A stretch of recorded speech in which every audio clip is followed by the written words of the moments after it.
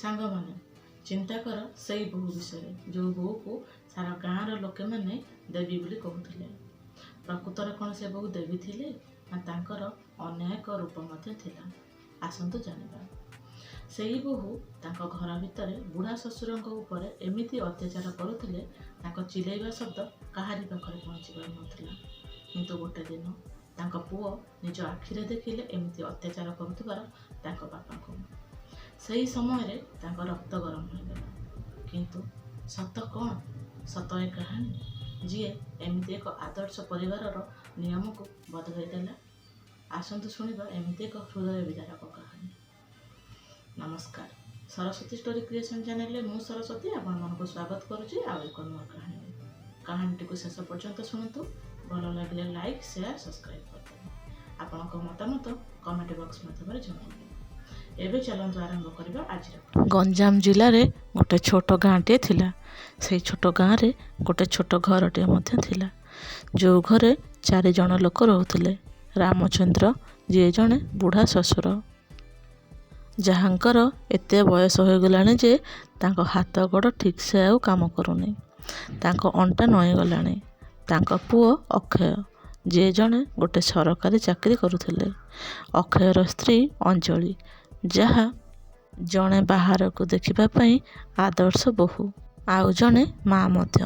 ତାଙ୍କର 12 ବର୍ଷର ପୁଅ ଓମ୍, ଯିଏ ତାଙ୍କର ଜେଜେଙ୍କର ବହୁତ ଭଲ ସାଙ୍ଗ ଥିଲେ। ସକାଳ ସମୟ ଥାଏ। ଅକ୍ଷୟ ତାଙ୍କ ଡ୍ୟୁଟିକୁ ବାହାରିବା ପାଇଁ ରେଡ଼ି ହେଉଥିଲେ। ଅଞ୍ଜଳି ରୋଷେଇ ଘରେ ଥିଲେ। ସେ ବହୁତ ଶ୍ରଦ୍ଧାରେ ତାଙ୍କ ସ୍ୱାମୀ ଅକ୍ଷୟଙ୍କ ପାଇଁ ପରଠା ଆଉ ଆଳୁଦମ୍ ବନାଉଥିଲେ। ଓମ୍ଙ୍କ ପାଇଁ ବି ଟିଫିନ୍ ପ୍ୟାକ୍ କରୁଥିଲେ। ତାଙ୍କ ପସନ୍ଦର ପନିର ପରଠା ଆଉ ଗୋଟେ ଛୋଟ ଡବାରେ ଆମ୍ବ ଆଚାର। ଅକ୍ଷୟ ଟିଫିନ୍ ନେଲେ ଆଉ ଅଞ୍ଜଳିକୁ ଦେଖି ଖୁସିରେ ମୁରୁକି ହସିଦେଲେ। ଗଲାବେଳେ ତାଙ୍କ ପୁଅ ଓମ୍ ମୁଣ୍ଡରେ ହାତ ବୁଲାଇ ଦେଲେ ଆଉ କହିଲେ, ମନ ଦେଇ ପାଠ ପଢ଼ୁଥିବୁ ଆଉ ତୋ ଜେଜେଙ୍କର ଧ୍ୟାନ ରଖୁଥିବୁ। ଓମ୍ ମୁଣ୍ଡ ହଲାଇ ଦେଲେ ଆଉ ସ୍କୁଲକୁ ବାହାରିଗଲେ। ଅକ୍ଷୟ ବି ତାଙ୍କ ସାଇକେଲ ବାହାର କରି ଅଫିସ ବାହାରିଗଲେ। ଗାଁ ଲୋକଙ୍କ ଆଖିରେ ୟାଙ୍କ ପରିବାର ବହୁତ ସୁନ୍ଦର ଆଉ ଆନନ୍ଦରେ ରହୁଥିବାର ଦେଖାଯାଉଥିଲେ। ଲୋକେ କହୁଥିଲେ, କେତେ ସୁନ୍ଦର ପରିବାର, ଅକ୍ଷୟ ଏତେ ଭଲ ଲୋକ, ଅଞ୍ଜଳି ଏତେ ସୁନ୍ଦର ସ୍ୱଭାବର ବୋହୂ, ଆଉ ଓମ୍ ତ ଏତେ ଗେହ୍ଲା ପୁଅଟେ। କିନ୍ତୁ ଏ ସୁନ୍ଦରତା ପରିବାର ଭିତରେ ଗୋଟେ ଏମିତି ମୁଖା ଲୁଚିକି ଥିଲା, ଯାହା କାହାକୁ ଦେଖାଯାଉନଥିଲା। ରାମଚନ୍ଦ୍ର, ଯିଏ ଘରର ସବୁଠାରୁ ବୁଢ଼ା ଲୋକ ଆଉ ବୁଝିବା ସୁଝିବାର ଲୋକ ଥିଲେ, ସେ ସବୁବେଳେ ତାଙ୍କର ସେଇ ଛୋଟିଆ ରୁମ୍ରେ ବସି ରହୁଥିଲେ। ତାଙ୍କ ଆଖିରେ ଗୋଟିଏ ଅକୁହା ଉଦାସୀ ଥିଲା, ଯାହା କେବେ ବି ବୁଝି ପାରୁନଥିଲେ। ସେ ବହୁତ କମ୍ କଥା କହୁଥିଲେ, ଆଉ ଯଦି କହିବା ଆରମ୍ଭ କରିଲେ ତାଙ୍କ କଥାରେ ଜୀବନର ଅନେକ ଅନୁଭବ ଆଉ ଭଲ ପାଇବା ଝଲସି ଉଠୁଥିଲା। କିନ୍ତୁ ଅଞ୍ଜଳି ତାଙ୍କ ବୋହୂ, ତାଙ୍କ ସହିତ କିଛି ଅଲଗା ପ୍ରକାରର ବ୍ୟବହାର କରୁଥିଲେ। ଯେତେବେଳେ ଅକ୍ଷୟ ଆଉ ଓମ୍ ଘରେ ନ ରହୁଥିଲେ, ସେହି ସମୟରେ ଅଞ୍ଜଳିର ଅସଲ ଚେହେରା ସାମ୍ନାକୁ ଆସୁଥିଲା। ସେ ରାମଚନ୍ଦ୍ରଙ୍କ ଛୋଟ ଛୋଟ କଥାରେ ମାରୁଥିଲେ। ବାପା, ତମେ ତ ସବୁବେଳେ ଗୋଟେ ଜାଗାରେ ବସି ରହୁଛ, କିଛି କାମ ତ କର ନା, ଖାଲି ବସି ବସି ଖାଇବ। ମୋତେ ସବୁ କାମ କରିବାକୁ ପଡ଼ୁଛି। ଶ୍ୱଶୁର ସବୁ ଶୁଣୁଥିଲେ, କାନ୍ଦୁଥିଲେ। ଝିଅ, ମୁଁ ଚେଷ୍ଟା କରୁଛି କାମ କରିବା ପାଇଁ, କିନ୍ତୁ ଏ ବୁଢ଼ା ଶରୀର ମୋର ଆଉ ସାଥ୍ ଦେଉନି। କିନ୍ତୁ ଅଞ୍ଜଳିର ରାଗ ଏତିକିରେ ଶାନ୍ତ ହେଉନଥିଲା। ରାମଚନ୍ଦ୍ର ଯଦି କୋଉ ଗୋଟେ ଛୋଟ କାମ ବି, ଯେମିତିକି ପାଣି ଗ୍ଲାସ୍ ଆଣିବା କି ତା ଡ୍ରେସ୍ ସଜାଡ଼ିକିରି ରଖିବା, ଯଦି ଟିକେ ବି ଡେରି କରିଦିଅନ୍ତି, ତେବେ ଅଞ୍ଜଳି ତାଙ୍କୁ ବହୁତ ଗାଳି କରନ୍ତି। କେତେବେଳେ ତ ତାଙ୍କ ହାତ ଧରି ତାଙ୍କ ରୁମ୍ରୁ ଘୋଷାଡ଼ି ଆଣନ୍ତି ଆଉ ଚିଲ୍ଲାନ୍ତି, ତୁମକୁ କିଛି କାମ କରି ଆସେନି, ବାସ୍ ଆମ ମୁଣ୍ଡ ଉପରେ ବୋଝ ହୋଇ ରହିଆସିଛ। ରାମଚନ୍ଦ୍ର ଆଖିରେ ଲୁହ ଆସିଯାଉଥାଏ, କିନ୍ତୁ ସେ କିଛି କହୁନଥିଲେ। ସେ ଜାଣିଥିଲେ, ଯଦି ସେ କିଛି ଅକ୍ଷୟଙ୍କୁ କହିବେ, ତାହେଲେ ତାଙ୍କ ଘର ଭାଙ୍ଗିଯିବ। ଆଉ ଅକ୍ଷୟଙ୍କୁ ଦୁଃଖରେ ଦେଖିବା ପାଇଁ ତାଙ୍କ ମନରେ ବଡ଼ ଯନ୍ତ୍ରଣା ଥିଲା। ଗୋଟେ ଦିନ ସକାଳୁ ସକାଳୁ ରାମଚନ୍ଦ୍ରଙ୍କୁ ବହୁତ ଜୋରରେ ଜ୍ୱର ହୋଇଥିଲା। ତାଙ୍କ ଦେହ ଏତେ ଖରାପ ଥିଲା ଯେ ବିଛଣାରୁ ଉଠି ପାରୁନଥିଲେ। ତାଙ୍କ ମୁଣ୍ଡରେ ଝାଳ ବୁନ୍ଦାଟିଏ ଥିଲା ଆଉ ଦେହ ଜ୍ୱରରେ କମ୍ପୁଥିଲା। ଅଞ୍ଜଳି ତାଙ୍କୁ ଡାକିଲେ, ବାପା ଉଠ, କେତେ ଯାଏ ଶୋଇବ ଆଉ? ଘରେ କାମ କିଏ କରିବ? ରାମଚନ୍ଦ୍ର ଦୁର୍ବଳ ଆବାଜରେ କହିଲେ। ଝିଅ, ମୋତେ ବହୁତ ଜୋରରେ ଜ୍ୱର ହୋଇଛି। ମୁଁ ଆଜି ଉଠିପାରିବିନି। କିନ୍ତୁ ଅଞ୍ଜଳିକୁ ତାଙ୍କ କଥା ଯେମିତି ଶୁଭୁ ନଥାଏ। ସେ ରାଗରେ ତାଙ୍କ ରୁମ୍କୁ ଆସିଲେ। ତାଙ୍କ ହାତ ଧରିକି ଆଉ ତାଙ୍କ ଘୋଷାଡ଼ି ଘୋଷାଡ଼ି ହଲ୍କୁ ନେଇ ଆସିଲେ। ରାମଚନ୍ଦ୍ର ବହୁତ କାକୁତି ମିନତି ହୋଇ କହୁଥାନ୍ତି, ଝିଅ, ମୋତେ ଛାଡ଼ିଦିଅ, ମୋ ଦେହ ଭଲ ନାହିଁ। କିନ୍ତୁ ଅଞ୍ଜଳି ତାଙ୍କର ଗୋଟେ ବି କଥା ଶୁଣିଲେନି। ସେ ରୋଷେଇ ଘରୁ ଗୋଟେ ଥଣ୍ଡା ପାଣି ଗ୍ଲାସ୍ ଆଣିଲେ ଆଉ ରାମଚନ୍ଦ୍ରଙ୍କ ଉପରେ ଢାଳିଦେଲେ। ଏବେ ଠିକ୍ ଅଛ ନା ତମେ? ରାଗିକି କହିଲେ। ରାମଚନ୍ଦ୍ର ଥଣ୍ଡାରେ ଥରୁଥାନ୍ତି। ଥଣ୍ଡା ପାଣି ତାଙ୍କ ଜ୍ୱରକୁ ଆହୁରି ଅଧିକ ବଢ଼େଇ ଦେଲା। ସେ ବିଛଣାରେ ପଡ଼ି ଥରୁଥାନ୍ତି ଆଉ ତାଙ୍କ ଆଖିରେ ଲୁହ ଥାଏ। ସେ ବହୁତ କାନ୍ଦୁଥାନ୍ତି। ଠିକ୍ ସେତିକିବେଳେ କବାଟ ପାଖରେ କିଛି ଶବ୍ଦ ଶୁଭିଲା। ଅକ୍ଷୟ ଆଉ ଓମ୍ ଘରକୁ ଫେରି ଆସିଥାନ୍ତି। ଅକ୍ଷୟ ତାଙ୍କ ବାପାଙ୍କୁ ଏମିତି ଅବସ୍ଥାରେ ଦେଖିଲେ। ଥଣ୍ଡାରେ ଥରୁଥିବାର, ଓଦା ଡ୍ରେସ୍ ଆଉ ଆଖିରେ ଲୁହ। ତାଙ୍କର ଏସବୁ ଦେଖିକି ରକ୍ତ ଗରମ ହୋଇଗଲା। ସେ ଦୌଡ଼ିକି ଅଞ୍ଜଳି ପାଖକୁ ଆସିଲେ ଆଉ କହିଲେ, ଏସବୁ କ'ଣ କରୁଛ ତୁମେ? ମୋ ବାପାଙ୍କୁ ଏମିତି କ'ଣ ପାଇଁ ହଇରାଣ କରି ତଡ଼ପଉଛ? ଅଞ୍ଜଳି କ'ଣ କହିବେ କିଛି ଜାଣିପାରିଲେନି। ହଡ଼ବଡ଼ ହୋଇଗଲେ। ସାଙ୍ଗେ ସାଙ୍ଗେ ତାଙ୍କର ରଙ୍ଗ ବଦଳାଇ ଦେଲେ ଆଉ କହିଲେ, ଆରେ, ମୁଁ ତ ମୋ ଶ୍ୱଶୁରଙ୍କୁ ଉଠାଇବାକୁ ଚେଷ୍ଟା କରୁଥିଲି। ସେ ଠିକ୍ ଅଛନ୍ତି ନା ନାହିଁ। କିନ୍ତୁ ଅକ୍ଷୟ ସବୁକିଛି ତାଙ୍କ ଆଖିରେ ଦେଖିସାରିଥିଲେ। ସେ ରାଗରେ ଥରୁଥାନ୍ତି। ସେତିକିବେଳେ ଓମ୍, ଯିଏ ଏବେ ପର୍ଯ୍ୟନ୍ତ ଚୁପ୍ ଥିଲା, ଅଚାନକ କହିବାକୁ ଲାଗିଲା, ବାପା, ମା ମିଛ କହୁଛନ୍ତି। ସେ ସବୁବେଳେ ଜେଜେଙ୍କ ସାଥିରେ ଏମିତି କରନ୍ତି। ମୁଁ ଆଗରୁ ବି ଦେଖିଛି। ଅକ୍ଷୟ ସେସବୁ ଓମ୍ ଠାରୁ ଶୁଣି ତା ପାଦ ତଳୁ ମାଟି ଖସିଗଲା।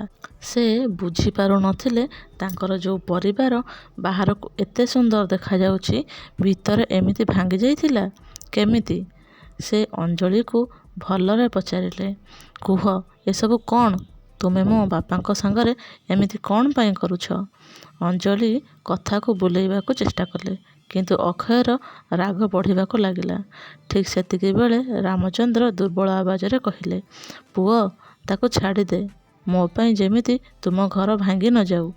ଅକ୍ଷୟଙ୍କୁ ତାଙ୍କ ବାପାଙ୍କର କଥା ଶୁଣିକି ବହୁତ ଦୁଃଖ ଲାଗିଲା।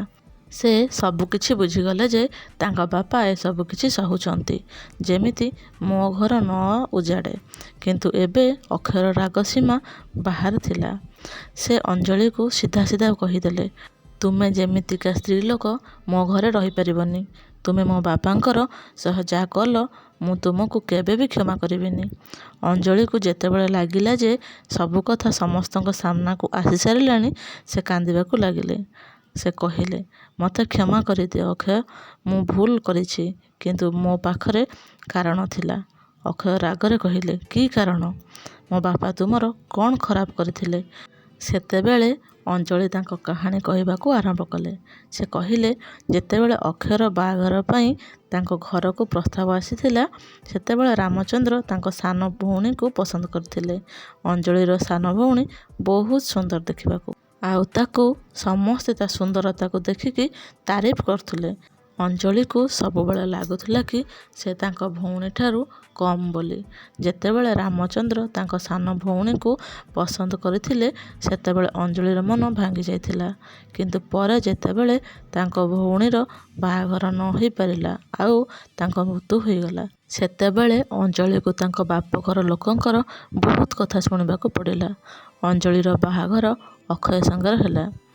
ତାଙ୍କୁ ସେତେବେଳେ ଲାଗିଲା ଏ ଘର ତାଙ୍କ ସାନ ଭଉଣୀର ହେବାର ଥିଲା। ତାଙ୍କର ଏ ଈର୍ଷା ଧୀରେ ଧୀରେ ରାମଚନ୍ଦ୍ର ପ୍ରତି ଘୃଣାରେ ପରିଣତ ହୋଇଗଲା। ସେ ଭାବୁଥିଲେ, ଯଦି ରାମଚନ୍ଦ୍ର ତାଙ୍କ ସାନ ଭଉଣୀକୁ ବାହାଘର ପାଇଁ ଠିକ୍ କରିନଥାନ୍ତେ, ତେବେ ତାଙ୍କ ଜୀବନ ଅଲଗା ପ୍ରକାରର କିଛି ହୋଇଥାନ୍ତା। ସେହି ଈର୍ଷାରେ ସେ ରାମଚନ୍ଦ୍ରକୁ ହଇରାଣ କରିବା ଆରମ୍ଭ କରିଥିଲେ। ଅକ୍ଷୟ ଅଞ୍ଜଳିର କଥା ଶୁଣିଲେ, କିନ୍ତୁ ତାଙ୍କ ରାଗ ଶାନ୍ତ ହେଲାନି। ସେ ତାଙ୍କ ବାପାଙ୍କ ପାଖକୁ ଗଲେ ଆଉ କହିଲେ, ବାପା, ତୁମେ ଏସବୁ ଆଜି ଯାଏ କ'ଣ ପାଇଁ ସହୁଥିଲ? ତମେ ମୋତେ କ'ଣ ପାଇଁ କିଛି କହିଲନି? ରାମଚନ୍ଦ୍ର ଧୀରେ ଧୀରେ କହିଲେ, ପୁଅ, ମୁଁ ଚାହୁଁନଥିଲି କି ତୁମ ଦୁଇ ଜଣଙ୍କର ସମ୍ପର୍କ ଭାଙ୍ଗିଯାଉ। ତୁମର ପ୍ରଥମ ସ୍ତ୍ରୀ ଚାଲିଯିବା ପରେ ତୁମେ ବହୁତ ଦୁଃଖରେ ଥିଲ।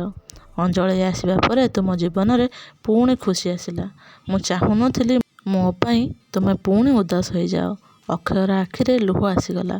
ସେ ତାଙ୍କ ବାପାଙ୍କୁ କୁଣ୍ଢେଇ ପକାଇଲେ ଆଉ କହିଲେ, ବାପା, ଆପଣ ମୋ ପାଇଁ ସବୁକିଛି। ମୁଁ ତୁମ ବିନା ଏ ଘରକୁ ବି ଚଳେଇ ପାରିବିନି। ଫେର ସେ ଅଞ୍ଜଳି ଆଡ଼କୁ ଚାହିଁଲେ ଆଉ କହିଲେ, ତୁମେ ଯାହା କଲ ମୁଁ ଏସବୁକୁ ଜୀବନରେ କେବେ ବି ଭୁଲିବିନି। କିନ୍ତୁ ମୋ ବାପାଙ୍କ ପାଇଁ ମୁଁ ତୁମକୁ ଶେଷ ଥର ପାଇଁ ମଉକା ଦେଉଛି। ଯଦି ତୁମେ ଆଉ କେବେ ବି ଏମିତି କରିଛ ତେବେ ମୁଁ ତୁମକୁ ଏ ଘରୁ ବାହାର କରିଦେବି। ଅଞ୍ଜଳି କାନ୍ଦି କାନ୍ଦି ତାଙ୍କ ଶ୍ୱଶୁରଙ୍କ ପାଦ ତଳେ ପଡ଼ିଗଲେ ଆଉ କ୍ଷମା ମାଗିଲେ। ସେ କହିଲେ, ବାପା, ମୋତେ କ୍ଷମା କରିଦିଅ। ମୁଁ ମୋ ଈର୍ଷାରେ ଅନ୍ଧୁଣି ହୋଇଯାଇଥିଲି। ମୁଁ କଥା ଦେଉଛି ଏବେଠାରୁ ତୁମ ସହିତ ଆଉ କେବେ ବି ଏମିତି ବ୍ୟବହାର କରିବିନି। ରାମଚନ୍ଦ୍ର, ଯାହାଙ୍କର ମନ ସବୁବେଳେ ବଡ଼ ଥିଲା, ସେ ତାଙ୍କ ବୋହୂକୁ କ୍ଷମା କରିଦେଲେ। ଅକ୍ଷୟ ନିଷ୍ପତ୍ତି ନେଲେ ସେ ତାଙ୍କ ଘରେ ଗୋଟେ ଚାକରାଣୀ ରଖିବେ। ସେ ତାଙ୍କ ଘରରେ ସବୁଆଡ଼େ CCTV କ୍ୟାମେରା ଲଗାଇଦେଲେ। ଏଥିପାଇଁ ଯେ ସେ ସବୁବେଳେ ଦେଖିପାରିବେ ତାଙ୍କ ବାପାଙ୍କ ସହିତ କିଛି ଖରାପ ହେଉନାହିଁ ତ। ଅଞ୍ଜଳି ତାଙ୍କ ବ୍ୟବହାରକୁ ସମ୍ପୂର୍ଣ୍ଣ ଭାବରେ ବଦଳାଇ ଦେଲେ। ସେ ରାମଚନ୍ଦ୍ରଙ୍କର ସେବା ବହୁତ କରିବାକୁ ଲାଗିଲେ। ତାଙ୍କ ପାଇଁ ଖାଇବା ତିଆରି କରନ୍ତି। ତାଙ୍କ ଔଷଧ ଖାଇବାର ଧ୍ୟାନ ମଧ୍ୟ ରଖନ୍ତି ଆଉ ତାଙ୍କ ସାଥିରେ ସମୟ ବିତାଉଥିଲେ। ଧୀରେ ଧୀରେ ଅକ୍ଷୟର ରାଗ ଶାନ୍ତ ହୋଇଗଲା। ସେ ଦେଖିଲେ ଯେ ଅଞ୍ଜଳି ସତରେ ବଦଳି ଯାଇଛନ୍ତି। ଗୋଟେ ଦିନ ସେ ଅଞ୍ଜଳିକୁ ପଚାରିଲେ, ତୁମେ ମୋ ବାପାଙ୍କ ସହିତ ଏମିତି କ'ଣ ପାଇଁ କରିଲ? ତୁମର ତାଙ୍କ ପ୍ରତି ଏତେ ଘୃଣା କ'ଣ ପାଇଁ ଥିଲା? ଅଞ୍ଜଳି ତାଙ୍କୁ ପୁଣି ସବୁ କଥା ଖୋଲିକିରି କହିଲେ। ଏଥର ସତରେ ତାଙ୍କ ଆଖିରେ ପଶ୍ଚାତାପ ଥିଲା। ସେ କହିଲେ, ମୋ ଭୁଲର ପଶ୍ଚାତାପ କରୁଛି। ମୁଁ ମୋର ଆଗକୁ ହୋଇଥିବା ଈର୍ଷାକୁ ବର୍ତ୍ତମାନ ସମୟରେ ତୁଳନା କରିଥିଲି। କିନ୍ତୁ ଏବେ ମୁଁ ଆଉ ସେମିତିକା ମଣିଷ ନାହିଁ। ଅକ୍ଷୟ ତାଙ୍କୁ କ୍ଷମା କରିଦେଲେ। ସେ କହିଲେ, ଯାହା ହେଇଯାଇଛି ସେସବୁକୁ ଭୁଲିଯାଅ। କିନ୍ତୁ ଏବେ ତୁମେ ତୁମ କର୍ମରେ ପ୍ରମାଣ କରିବାକୁ ପଡ଼ିବ କି ତୁମେ ସତରେ ବଦଳି ଯାଇଛ। ସମୟ ବିତିବା ସାଥିରେ ପୁଣି ଏ ପରିବାର ଏକଜୁଟ ହୋଇଗଲା। ରାମଚନ୍ଦ୍ର ଦେହ ଭଲ ହୋଇଗଲା। ସେ ପୁଣି ତାଙ୍କ ନାତି ସହିତ ହସ ମଜାକ କରିବାକୁ ଲାଗିଲେ। ଓମ୍ ତାଙ୍କ ଜେଜେଙ୍କ ସହିତ କ୍ଷେତକୁ ବୁଲିବାକୁ ଯାଉଥିଲେ ଆଉ ତାଙ୍କ ପାଖରୁ ଗପ ଶୁଣୁଥିଲେ ଆଉ ତାଙ୍କ ସାଥିରେ ସମୟ ବିତାଉଥିଲେ। ଅଞ୍ଜଳି ଏବେ ବଦଳି ଯାଇଥିବା ଗୋଟେ ମଣିଷ ହୋଇଯାଇଥିଲେ। ସେ ତାଙ୍କ ଶ୍ୱଶୁରଙ୍କର ସମ୍ମାନ କରୁଥିଲେ ଆଉ ଅକ୍ଷୟଙ୍କ ସାଥିରେ ପୁଣି ପ୍ରେମ ଭରା ସମ୍ପର୍କ ହୋଇଗଲା। ଗୋଟେ ଦିନ ସନ୍ଧ୍ୟାରେ ପୂରା ପରିବାର ଘରର ଦାଣ୍ଡରେ ବସିଥିଲେ। ରାମଚନ୍ଦ୍ର ତାଙ୍କ ପୁରୁଣା ଚେୟାର ଉପରେ ବସିଥିଲେ। ଓମ୍ ତାଙ୍କ ପାଖରେ ବସିକି ତାଙ୍କ ଗପ ଶୁଣୁଥିଲେ ଆଉ ଅଞ୍ଜଳି ଅକ୍ଷୟଙ୍କ ପାଇଁ ଚା ବନେଇକି ଆଣିଲେ। ଅକ୍ଷୟ ଅଞ୍ଜଳିଙ୍କ ଠାରୁ ଚା କପ୍ ନେଲେ। ଅଞ୍ଜଳିକୁ ଦେଖିକି ହସିଲେ ଆଉ କହିଲେ, ଏବେ ପୁଣି ଏ ଘର ଆମର ସେଇ ସୁନ୍ଦର ଘର ହୋଇଗଲା।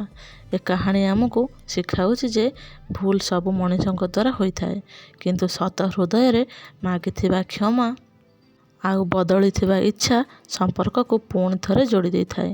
ଅଞ୍ଜଳିର ଈର୍ଷା ଅଞ୍ଜଳିକୁ ଭୁଲ ରାସ୍ତାରେ ନେଇଯାଇଥିଲା।